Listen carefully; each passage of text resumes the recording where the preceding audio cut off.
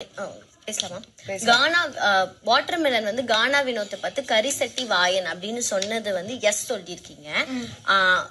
அந்த நல்லா ஞாபகம் இருக்கு. அப்போ வந்து முதல்ல வந்து இவர் உட்கார்ந்து முன்னாடியே வந்து அந்த கடாய் இதத்தை வந்து உட்கார்ந்து இருக்கும் போது யார் முதலில் ஆரம்பிச்சாங்க? இவர். சோ என்னுடைய ஆரம்பிச்சாங்க கலாய்க்க ஆரம்பிச்சிருக்காங்க. யாரு கவுண்டர் கலாய்களோ இல்ல அவருடைய வந்து என்ன அட்டையறையோ அதையே கலாய்ச்சி அவங்களுக்குள்ளே சபைக்குள்ள கலாய்ச்சி அந்த வாரம் ஃபுல்லா கானா வினோத் வந்து வாட்டர்மெலனை வந்து வச்சு செஞ்சிருக்காரு. அந்த ஃப்ரஸ்ட்ரேஷன் என்னம்மா வச்சு என்ன சொன்னாங்கம்மா, என்ன சொன்னாங்க பார்த்து சொல்லுங்களேன். எப்படி வச்சு செஞ்சாங்க? நான் உங்களுக்கு ஒண்ணு சொல்லட்டுமா? நான் சொல்றேன். வச்சு சமையல் செஞ்சாங்களா? ஒண்ணும் புரியல எனக்கு, கொஞ்சம் தெளிவா சொல்லுங்க. Silence everybody. பேசியா இருக்க.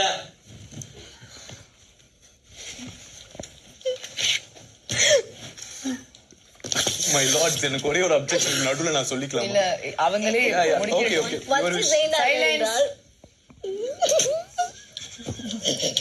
Silence everybody. சரி போதும். இது என்ன சிரிச்சுட்டே தான் இருப்பீங்க? சைலன்ஸ், கோ சைலன்ட். கோ சைலன்ட். அவரே விட்டு விட்டார். நான் சொல்லிக்கொள்ளலாமா? அப்ஜெக்ஷன் சொல்லுங்க. ஐயா, பர்சனல் அட்டாக்ன்ற வார்த்தையை அவங்க ரொம்ப கேஷுவலா த்ரோ பண்றாங்க. என்ன மாதிரி பர்சனல் அட்டாக்னா நீங்க எதை மாதிரி? சரி அதான் நான் கேட்டேன், நீங்க சொல்லுங்க. பர்சனல் அட்டாக்னு ரொம்ப கேஷுவலா த்ரோ பண்றாங்க வார்த்தைகளை. நான் சொல்லி விடுகிறேன். வாட்டர்மெலன் போட்டிருக்கிற ஆடைகள் இல்ல அவங்க அவங்க விட்டு விடுகிறேன். அவங்க அவங்க டியானாக்கு பர்சனல் அட்டாக்னு சொன்னாங்க. அவங்க பேசும்போது சொன்னாங்க. அது பர்சனல் அட்டாக்கா இல்ல வாட்டர்மெலனுக்கு பர்சனல் அட்டாக்கா வினோத்துக்கு எனக்கு ஒண்ணுமே புரியலப்பா. இல்ல இந்த கேஸ் யாரு சொல்லுங்க. என்ன சொல்றீங்க? ஜாக்கெட் கதுவா யோ ஐயா சாரி எழுதி கொடுத்திருந்தாங்க. குமாஸ்தா எதுக்கு விட்னஸ் சொல்றாரு my Lord? How is it? ஐயோ, அவர் ஆதாரங்கள் அவர்கிட்ட கேங்க. என்ன சைலன்ஸ் மேடம், நீங்க குமாஸ்தாவை கொஞ்சம் கேள்வி கேளுங்க மேடம். என்னோட கேஸ் கேட்க வேண்டிய கேள்வி என்ன போயிட்டு இருக்கு? நான் சொல்லிடுறேன் சார். அவர் போட்டிருக்க முடியாது சார். சார் நான் சொல்லிடுறேன் சார். அவர் போட்டிருந்த ஆடைகளை என்ன மேடம் இது? கேஸ் அடுத்த கேஸ் எப்போதா? அவர் போட்டிருந்த ஆடையில பின்னாடி என்னமா சொல்லுமா? என்னமா மை லார்ட், பின்னாடி அவர் போட்டிருந்த ஆடையில சொல்லு. பட்டன் பிரிஞ்சு போச்சா? Dress கிழிஞ்சு போச்சா? என்ன ஆச்சு?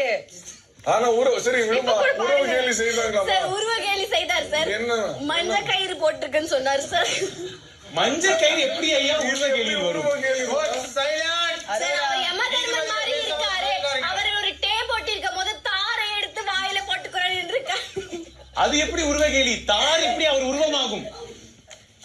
பல உருவ கேலி செய்தார். அவரை வந்து ஐயா, வீட்டில் வெடிக்கும் என்னென்றோ வார்த்தைகள்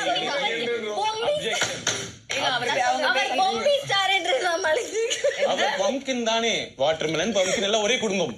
இதை நான் ஒற்றுக்கொள்ள மாட்டேன். இதுக்கும் ஊருக்கு என்னமோ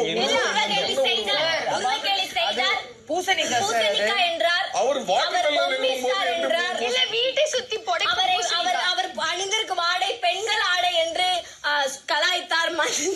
ஐயா, அது உருவம் இல்லையா? கேலி கேலிதான் சார். எனக்கு ஒரு கேள்வி கேலி செய்தார். பல கேலிகள் செய்தார். நம்ம ஐயா என்ன சொல்றாங்கன்னா, அரோரா அதெல்லாம் உருவகேலியில வராதுன்னு சொல்றாங்க. ஓகே, நான் என்ன கேக்குறேன்னா, இது எல்லாம் வினோத் அவர்கள்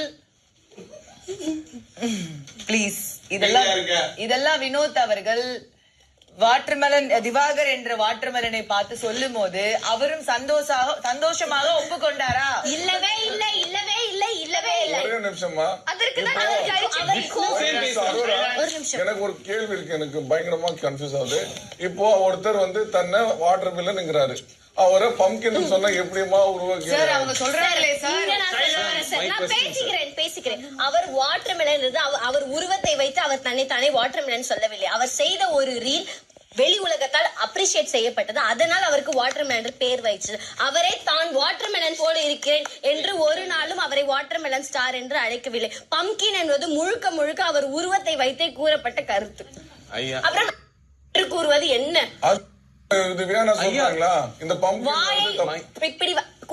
வாயை இப்படி இருக்கிற ஒரே காரணம் தான் கூறிக்க, மற்றபடி அவர் பலமானவர் என்றெல்லாம் கூறவில்லை. அப்ஜெக்ஷன் இது அதான் ஐயா மை லார்ட்ஸ் முதல்ல இருந்தே அவங்க எல்லாத்தையும் தப்பா புரிஞ்சிட்டு இருக்காங்க.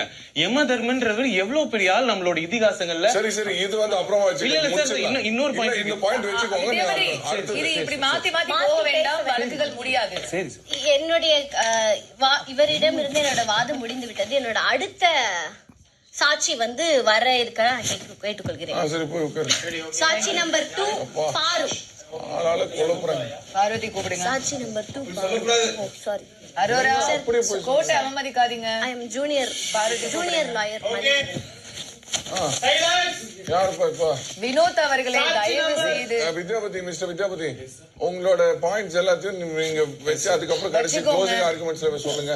எல்லாம் நடுவுல இப்படி சொல்லிட்டு இருக்காதீங்க. ஐயா வினோத் அவர்களே, நீங்க பதட்டப்படாதீர்கள்.